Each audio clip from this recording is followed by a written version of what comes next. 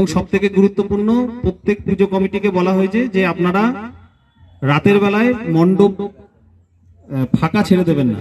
সরস্বতী পুজোর মণ্ডপে রাত পাহারা দেওয়ার পরামর্শ দিচ্ছে পুলিশ। নিরাপত্তা রক্ষার ভার পুজো উদ্যোক্তাদের। মালদার পুখুরিয়া থানার পুলিশের সুরক্ষা দাওয়াই নিয়ে শুরু হয়েছে বিতর্ক। 31শে জানুয়ারি পুজো উদ্যোক্তাদের ডেকে সরস্বতী পুজো নিয়ে বেশ কিছু নির্দেশিকা জারি করে পুলিশ।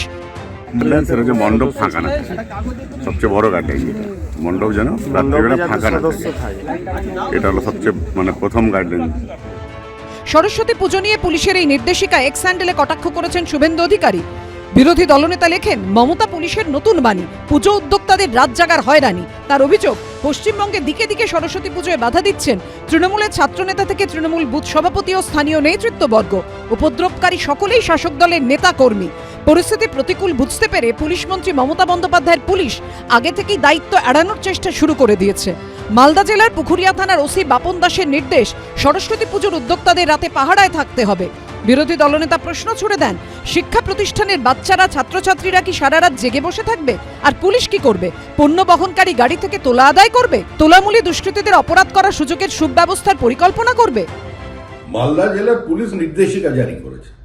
ঠিক একই ধরনের নির্দেশিকা জারি হয়েছিল আজ থেকে 2 বছর আগে হিন্দু অধ্যুষিত এলাকায় বাংলাদেশে, সেখানে বাংলাদেশি পুলিশ এই নির্দেশিকা জারি করে।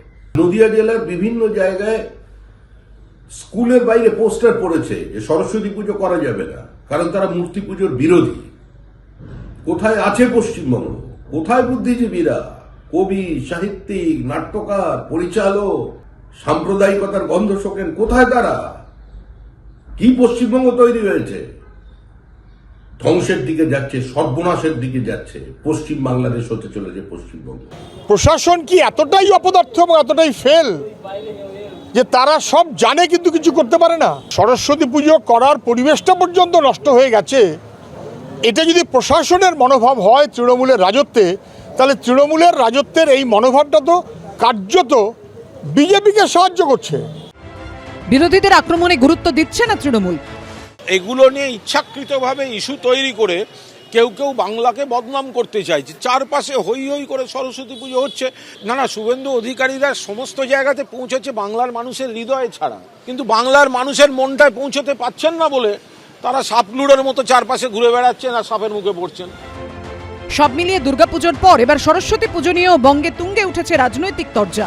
করুণাময় সিংহ, দীপক ঘোষ ও সুকান্ত মুখোপাধ্যায়ের রিপোর্ট, এবিপি আনন্দ।